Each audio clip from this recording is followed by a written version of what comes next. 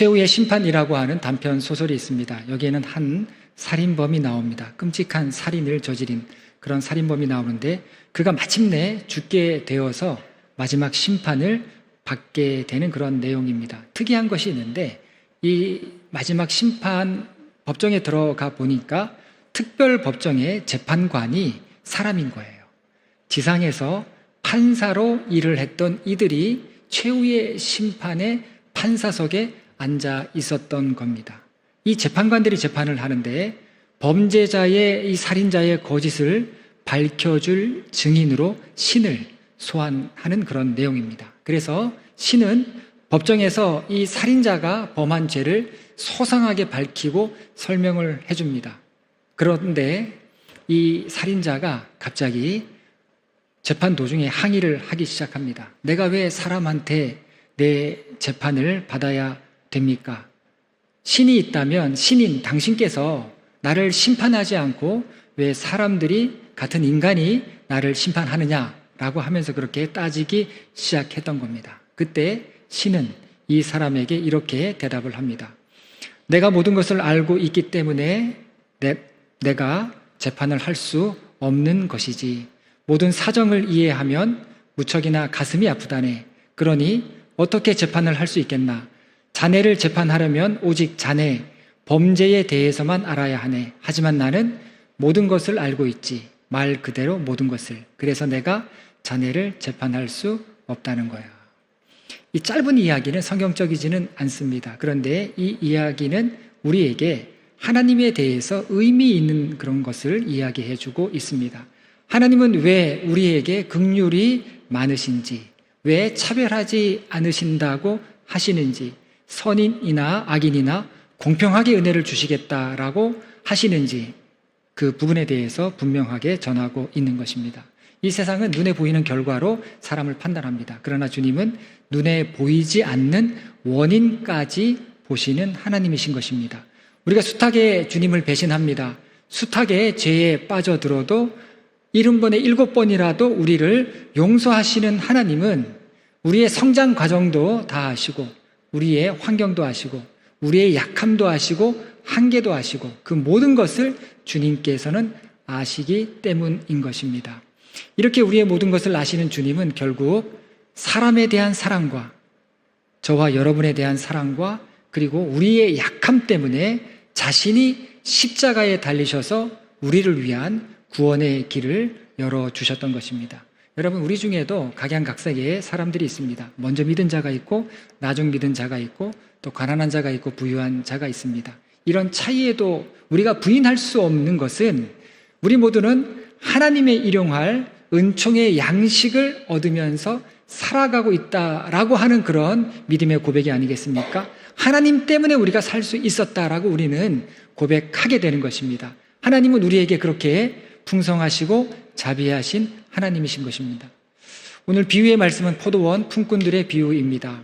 하나님께서 다스리시는 하나님 나라에 대한 그런 말씀입니다. 1절 말씀을 보면 천국은 마치 품꾼을 얻어 포도원에 들여보내려고 이른 아침에 나간 집주인과 같으니 천국은 품꾼들을 구하러 나간 포도원 집주인과 같다라고 했습니다. 그러면 이 비유는 집주인이 어떤 사람인지 아닌 것이 이 비유를 깨닫는 중요한 쟁점이 되는 것입니다. 이스라엘에서는 포도가 익으면 빨리 수확을 하는 것이 특징이라고 합니다. 며칠 내로 일꾼들을 대거 투입해서 포도를 수확했다라고 합니다. 갑자기 날씨가 바뀔 수 있다는 거예요. 이제 여름에 포도가 다 익으면 우기가 시작되는데 갑자기 이 비가 쏟아질 수 있다는 겁니다. 그래서 많은 사람이 일꾼들이 투입되어서 이 포도를 수확했다라는 겁니다. 집주인은 먼저 이른 아침에 인력 시장에 나갑니다. 그래서 일꾼들을 데리고 오게 되죠.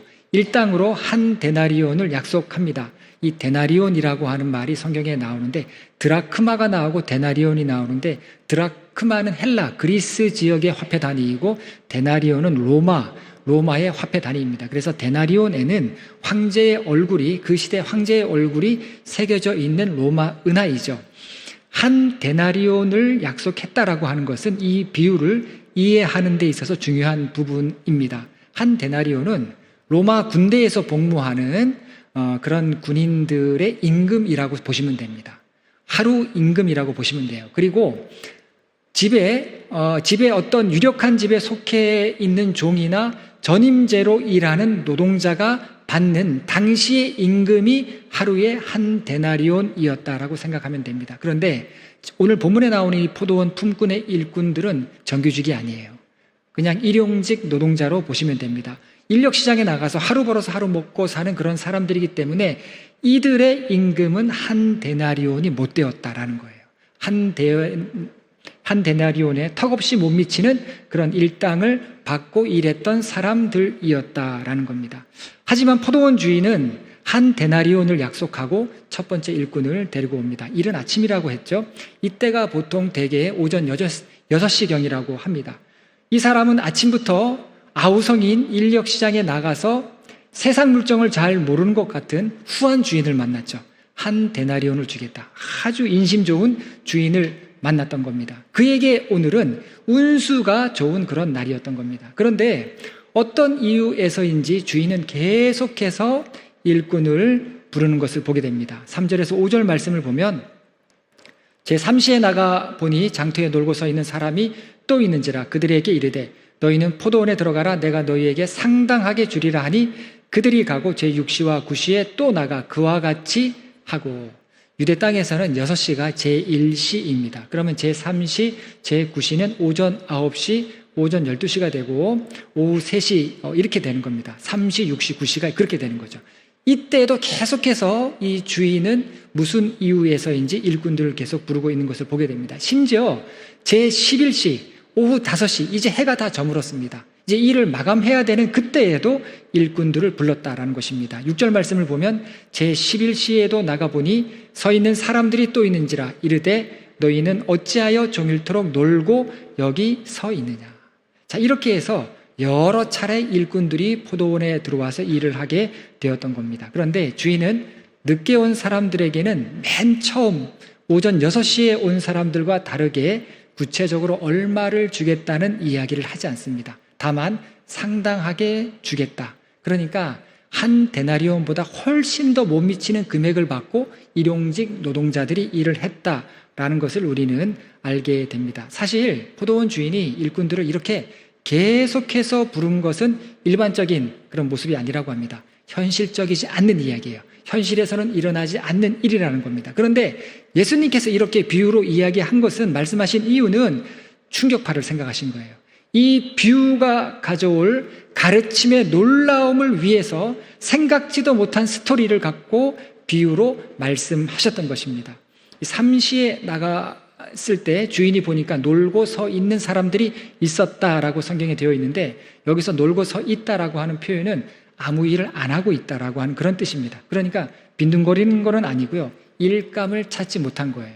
이들은 일용직이었는데 고의로 노동을 피한 것이 아니라 이들을 데려가는 사람들이 없었다. 얼마나 착잡하고 씁쓸한 그런 마음으로 서 있었겠습니까?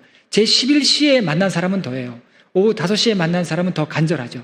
7절 말씀을 보면 이르되 우리를 품꾼으로 쓰는 이가 없음이니이다. 이제 하루 해가 다 저물어 가는데 그날 벌어서 그날 먹어야 되는데, 먹고 살아야 되는데, 가족들도 이 먹을 거리를 갖다 줘야 되는데 그때까지 아무 일도 없이, 그리고 이들을 아무도 데려가려고 하지도 않았다라는 것을 보게 됩니다.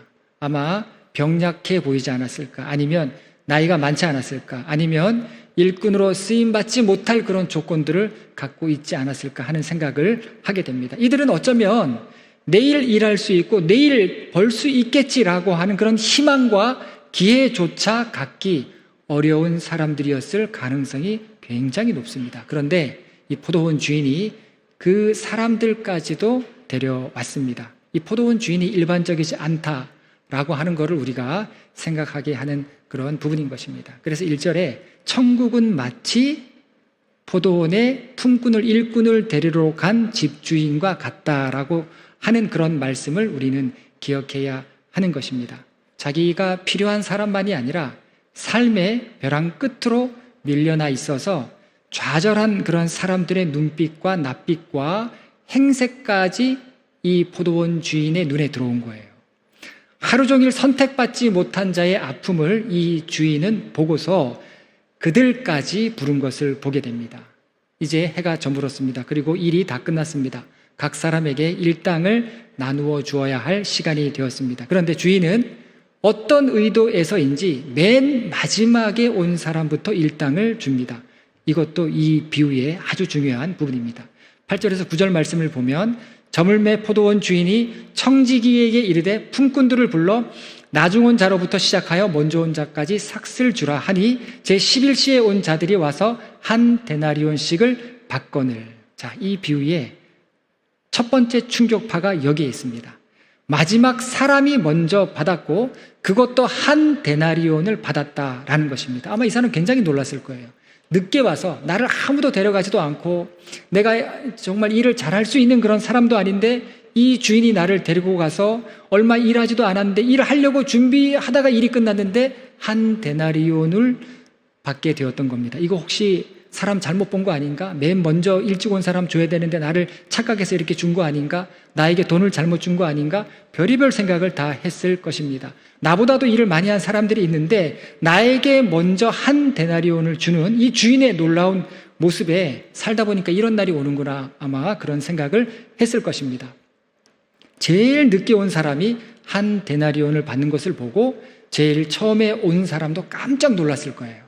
나도 더 받을 수 있겠구나. 나도 12배, 12시간 이상 내가 일했으니까 12배까지는 아니라 할지라도 보너스를 더 받겠구나라고 내심 크게 기대했을 것입니다.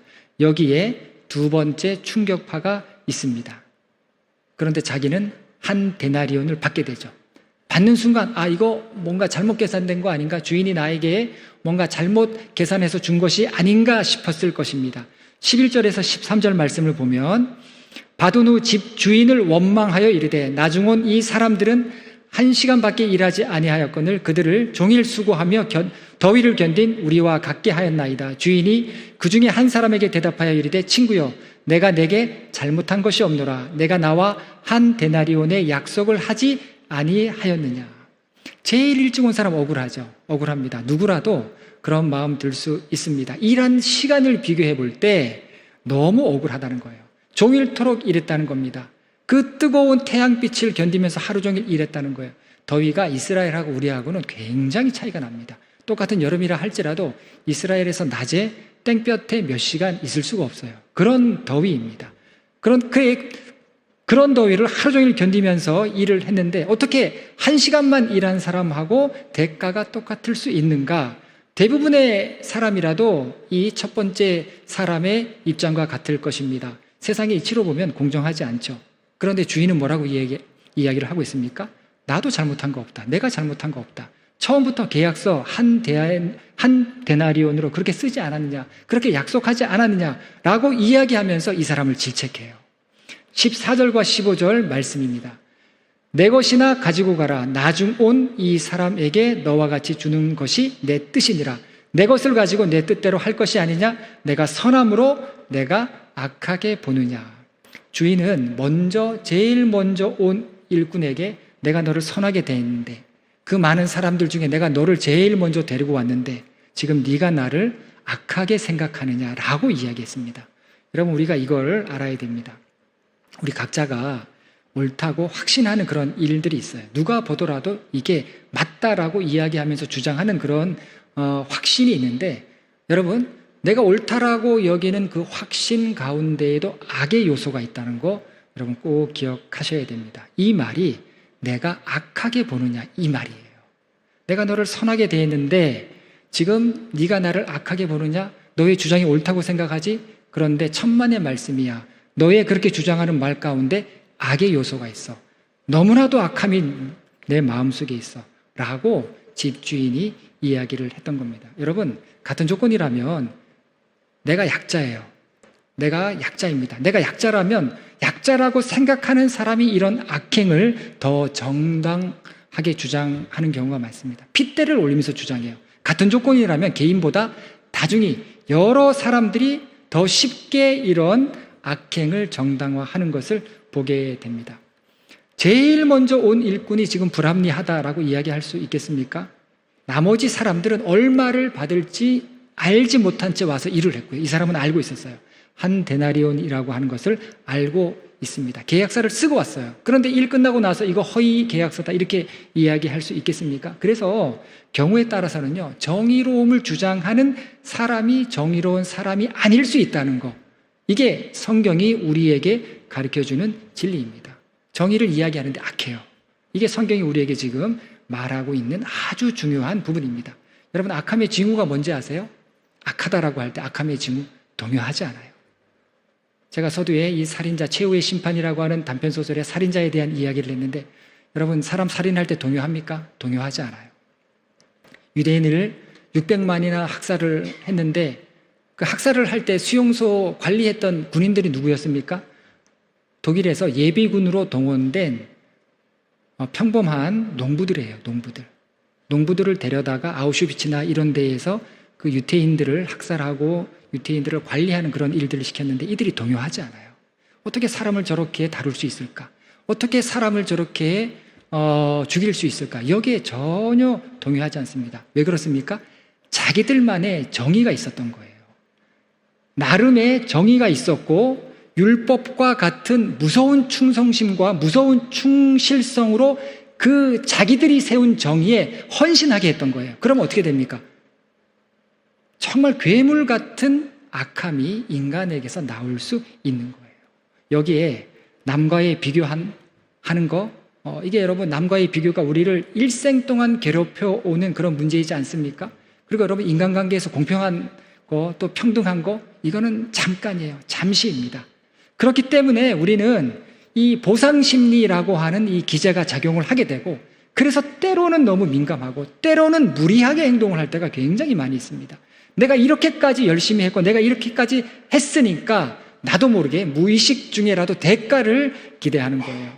그 보답이 돌아올 기미가 보이지 않으면 이 섭섭함이 밖으로 터져나와서 대가를 받으려고 쌍심지를 키게 되는 겁니다. 시기심에 불타오르는 거예요. 그래서 성급하게 이렇게 해야 하지 않냐고 막다른 골목으로 몰아세울 때가 많이 있는 것입니다. 여러분, 이런 폭발 직전에 불만들이 살아가면서 우리 안에 있을 때가 참 많이 있습니다. 제가 지난 목요일 전도대 예배를 드리고 함께 이제 식사를 하고 이제 그 내방역 사거리에 보리밥집 있지 않습니까? 거기에서 이제 밥을 먹고 저는 은행에 갈 일이 있어서 인사를 하고 이제 설해마을 쪽으로 가서 거기 이제 설해마을 쪽에 농협이 있습니다. 농협이 있는데 거기를 갔는데 가보니까 점심시간이에요. 그러니까 한가하지 않습니까? 보니까 창구에 한 분의 남자분이 계셨는데 근데 느낌이 이상해요. 사람이 없고 한적해서 좋다 이게 아니라 문을 열고 들어갔는데 싸한 느낌, 이 사람이 그런 느낌을 느끼지 않습니까? 느낌이 이상하다라고 했는데 아니나 다르가 조금 더 있으니까 이 남자분이 은행 창구 직원은 가만히 있는데 이 남자분이 갑자기 막 소리를 지르는 거예요. 소리를 지르면서 듣기도 힘든 욕설을 막 하고 있는 겁니다. 이 목소리가 크고 공격적인 사람들 피해야죠. 왜 그렇습니까? 이런 류의 사람들은요, 다른 사람 영혼을 괴롭힙니다. 제가 그 말을 실감했어요. 거기에 앉아있는데 제가 멘탈이 털릴 정도예요. 얼마나 대개 관공서나 이런 데 가면 그냥 이렇게 항의하는 사람들 계세요. 들어오자마자 일단 화부터 내는 사람들 계시는데 그 정도가 아니에요. 제가 처음 봤어요. 그 정도가 아니라 굉장히 진짜 욕을 어떻게 저런 욕을 이 공공장소에서 저렇게 할 수 있을까. 근데 은행 직원들을 보니까 이런 상황을 대비해서 훈련을 잘 받은 것 같아요. 동요하지 않습니다. 동요하지 않고 감정적으로 전혀 대응하지 않고 차분하게. 문제의 요지는 뭐냐면 여러분, 농협이 두 개가 있죠. 단위 농협이 있고 농협은행이 있죠. 단위 농협에서 적금을 들었는데 농협은행으로 온 거예요. 그러면 이거 해지해서 적금 찾아가려면 어디로 가야 됩니까? 단위 농협으로 가셔야 돼요. 농협은행 가시면 안 됩니다. 가져갖고 내 돈 가져갈 때는 언제고 뭐 하는 거야 막 이러시면 절대 안 돼요. 이분이 그랬던 거예요. 이분이. 그래서 직원이 침착하게 남서울 지점으로 가셔야 된다라고 몇 번을 얘기하는데도 말도 안 되는 얘기를 그렇게 하는 것을 제가 들었습니다. 피해의식이 있죠. 그죠? 그리고 보상의식이 있습니다. 여러분, 우리 마음이 이럴 때가 참 많습니다. 여러분, 이 비유는요, 노동시간, 임금, 이런 거에 대한 비유가 아닙니다. 또 부당함, 보상, 이런 거에 대한 문제도 아니죠. 이 비유가 우리에게 주는 교훈은 뭐냐면, 하나님이 어떤 분이신지를 알고 신앙생활을 하고 있는가. 하나님이 어떤 분이시라는 걸 알고 있다면 지금 내 삶의 모습은 어떤가. 이거를 지금 묻고 있는 겁니다. 그리고 세상적인 지식으로, 세상적인 지혜와 세상적인 방법의 계산으로는 하나님이 어떤 분이신지는 도저히 알 수가 없다라는 거죠. 여러분, 예수님께서 이 비유를 말씀하신 이유가 있습니다. 마태복음 19장, 본문 바로 앞장인 마태복음 19장에 어떤 이야기가 나오냐면 젊은 부자 관원에 대한 이야기가 나옵니다. 이 부자 관원이 예수님을 찾아와서 어떻게 해야 영생을 얻겠습니까? 라고 예수님께 물었죠. 예수님께서 계명을 지키라 라고 그렇게 이야기합니다. 그러니까 이 젊은 관원은 내가 계명을 다 지켰다 라고 이렇게 이야기합니다. 그 말에 예수님은 한층 더 강도 높은 주문을 하시는데, 내가 온전하고 싶거든 내 소유를 팔아서 가난한 자들에게 나눠줘라. 그럼 하늘의 보화가 내게 있을 것이다. 그리고 나를 따르라 라고 하는 그런 말씀을 하십니다. 그런데 이 젊은 관원은 성경을 보니까 근심하면서 돌아갔다. 내가 계명을 지켰다. 오만하게 그렇게 얘기는 했지만 정말 그 계명대로 내가 가진 것을 다 팔아서 가난한 자들에게 나눠주라 라고 하는 예수님의 가르침은 따를 수가 없었던 것입니다. 여러분, 이 광경을요, 누가 지켜보고 있었냐면 제자들이 다 지켜보고 있었어요. 조마조마한 마음으로 가슴 콩닥콩닥 뛰면서, 아니 예수님이 세상에 저렇게 젊은 능력이 있는 사람한테 저렇게 하시면 어떻게 할까? 부유하고 젊고 전도 유망한 저 관원에게 시험 들게 하시면 어떻게 할까? 유력한 인물을 걸려 넘어지게 하면 예수님 오늘 사람 잘못 건든 것 같은데 맨날 저러시면 일하시기가 쉽지 않으실 텐데, 제자들이 이렇게 조마조마한 마음으로 보고 있었던 거예요. 제자들이 크게 놀랐습니다. 이 광경을 보고 놀라면서 뭐라고 이야기하냐면, 예수님, 저 사람이 구원받을 수 없으면 그럼 누가 구원받을 수 있습니까? 저렇게 젊고 능력 있고 돈도 많고 사회적 위치도 있고 그리고 계명도 잘 지키는 사람, 누가 봐도 존경받을 만한 그런 사람이 구원을 받지 못한다면 누가 구원을 받을 수 있습니까? 이렇게 물었던 거예요. 그리고 나서 베드로는 여기서 한술 더 떠서, 우리는 모든 것을 버리고 예수님 따랐잖아요. 그럼 우리는 무엇을 얻겠습니까? 이렇게 제자들이 물어봤던